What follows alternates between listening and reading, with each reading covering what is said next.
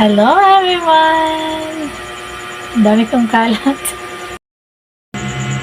Ang daming sili nito. Magluluto ako ngayon ng chili garlic.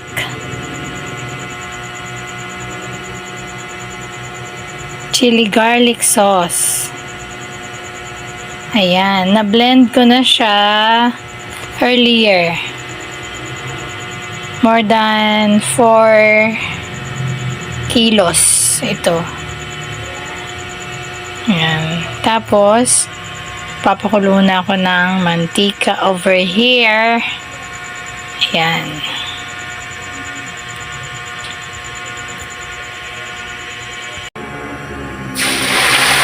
Oh!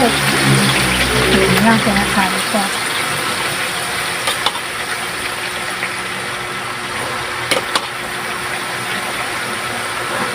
Wow! Masakit sa ilongski.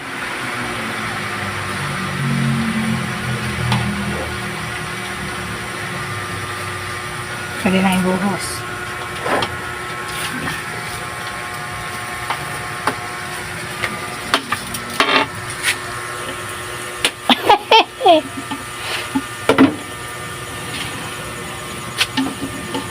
Sakit sa ilong. Sayang kasi yan.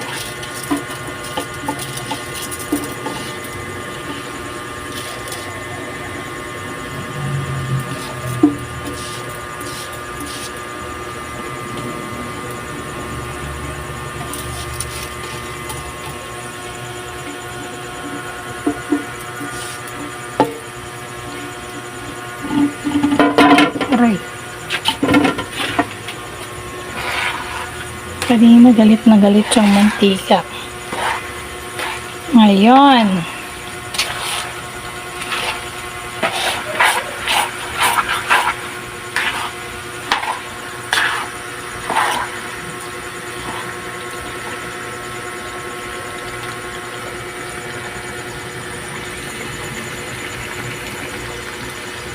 Na haluan.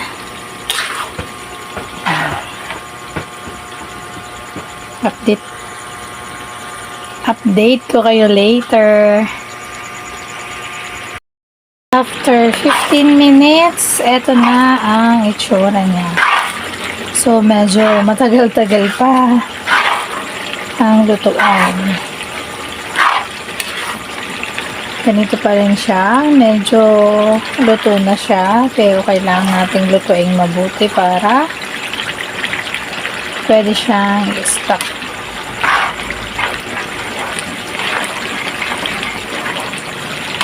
Ginagamit ko po ito sa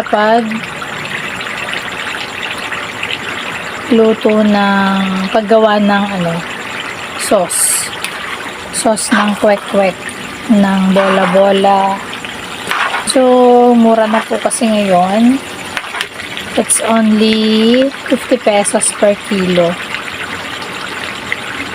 Before na 400 ng 1 kilo.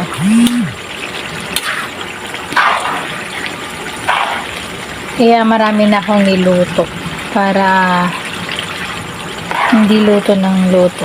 Kahit na magbabakasyon na, it's okay. Kasi pag naluto naman itong mabuti, pwede siyang i-stock ng kahit na 1 taon. Basta maayos yung pagkakaluto. Hindi siya aasim. Ayan.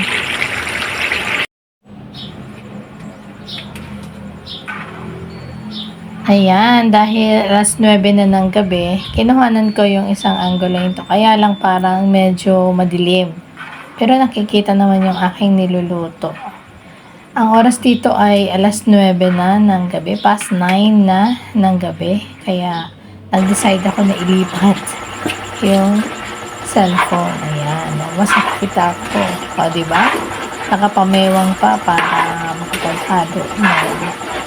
niluluto. Kaso hindi na nakikita yung aking niluluto. sarap ng pangiti-ngiti.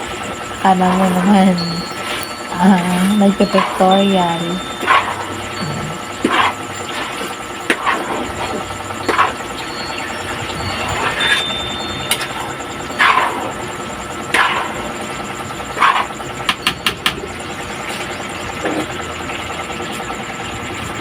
Nakita ko nakaharang yung kaserola kaya tinanggal ko. Inilapag ko doon sa baba para makita. Ayan, diba? Sinisipat ko muna. Nahihirapan po kasi yung aking matang tumingin sa malayo dun sa salamin. Hindi ko gano'n nakikita. Hirap lang magluto Kaya pag tumingin ako, dahil masyadong matapang ng amoy.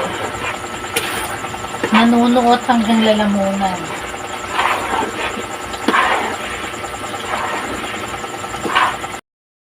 ayan na ang itsura niya after 45 minutes. Yan, konti na lang, konting na lang.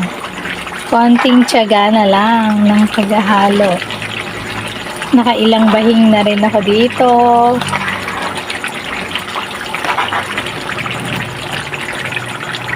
Konting luto pa para masaya.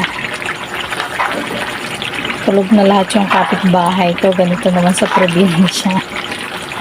Ako na lang ang gising. Nagluluto pa rin.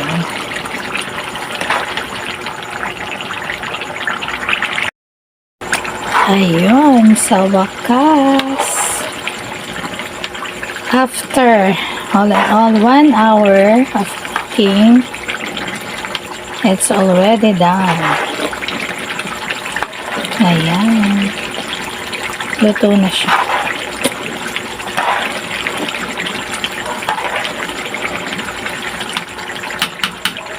Okay na to.